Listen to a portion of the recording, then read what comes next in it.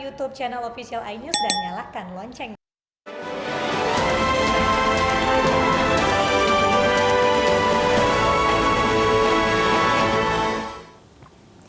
Pemirsa, warga desa Cibentang, Kecamatan Ciseeng, Kabupaten Bogor, Jawa Barat dibuat emosi dengan aksi bejat kakek paruhbaya yang tega mencabuli anak-anak.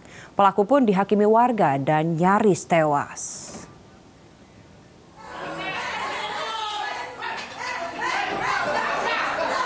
Kakek terduga pelaku pencabulan terhadap anak-anak ini dihakimi warga. Pelaku kemudian diamankan dari amukan warga dan dibawa ke rumah kepala desa. Warga emosi dengan perbuatan pelaku yang diduga tega mencabuli anak perempuan di wilayahnya. Ironis, korban dicabuli oleh lebih dari satu pelaku dan keduanya adalah pria paruhbaya. Korban diperkirakan 8 tahun. Pak, itu pelaku sempat dihajar masa ya? Ya, kita ya habisnya gimana lagi ya, masa banyakan yang geram karena ya kejadiannya kalau di anak dia seperti itu. Dia makanya dalam hal ini ya khususnya ibu-ibu yang pada sifat geram lah. Ya.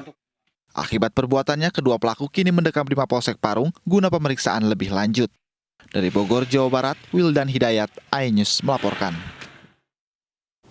Pemirsa, kesal akibat ditagih kurang bayar, seorang pemuda menganiaya wanita pekerja seks komersil yang ia pesan melalui aplikasi micet.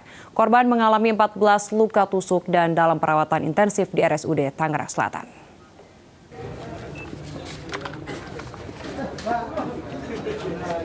Kurang dari 24 jam, DC pelaku penganiayaan terhadap wanita pekerja seks komersial ditangkap Satreskrim Polres Tangerang Selatan. Kepada polisi, pemuda 28 tahun ini mengaku nekat menusuk korbannya sebanyak 14 tusukan lantaran tidak mau membayar tarif kencan sesuai kesepakatan. Pelaku hanya mampu membayar setengahnya. Cekcok antara keduanya terjadi hingga berujung penganiayaan.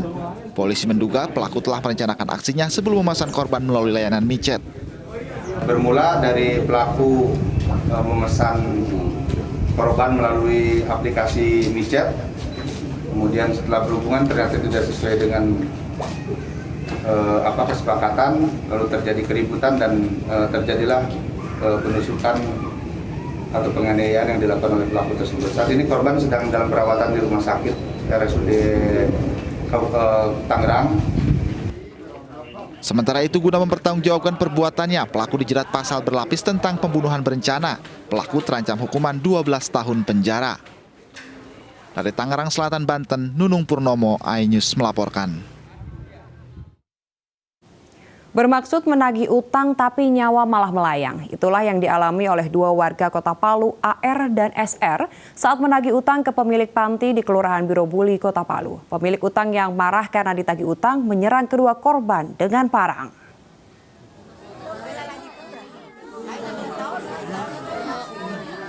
Nasib malang dialami AR dan SR saat menagih utang 20 juta rupiah ke pemilik panti asuhan di Kelurahan Birobuli Utara, Palu, Sulawesi Tengah.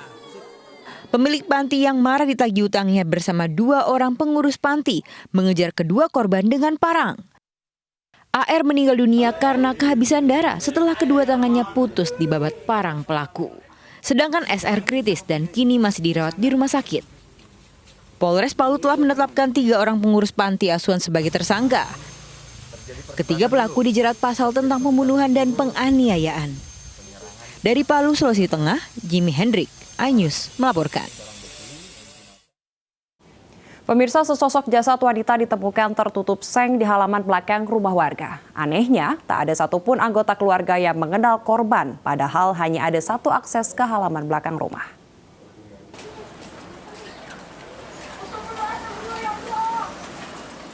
Sesosok jasad wanita ditemukan tertutup seng di halaman belakang rumah warga di Petojo Gambir, Jakarta. Penemuan berawal saat seorang petugas PPSU akan menebang pohon di belakang rumah lalu mencium aroma menyengat dari bawah seng. Nah, saya nebang itu pertama udah ada bau ngendus-ngendus itu, saya kira itu bangkai tikus apa kucing gitu kan. Saya kan nggak punya curiga ke situ lah ya.